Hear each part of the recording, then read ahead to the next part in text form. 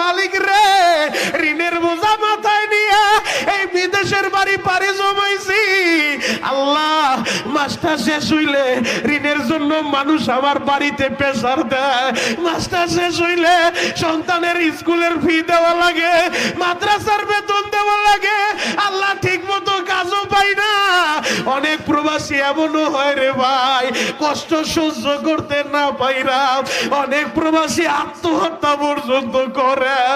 আমার প্রবাসী ভাইরা, তোমরা যারা প্রবাসের বাড়িতে বৈশা আমি শরীয়তপুরের বয়ান শুনবা, আমি তোমাদেরকে বলে যাই রে ভাই, চোখের পানি জড়াইয়া আমার আল্লাহর কাছে দরখাস্ত দিবা, মালিক রে,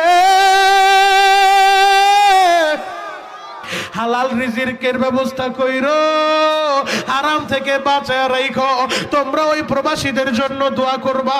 এই আলোক বালির যেই প্রবাসীরা, এই নরসন্দির যেই প্রবাসীরা, আমার শরীয়তপুরের অনেক প্রবাসীরা, আহারে তোমরা কি দেখো নাই রে ভাই, ইতালি যাইতে যাইয়া ইতালির উদ্দেশ্যে রওনা করছে মাদারীপুরের 10টা ছেলে, আহারে ওই সমুদ্রের ভিতরে ডুই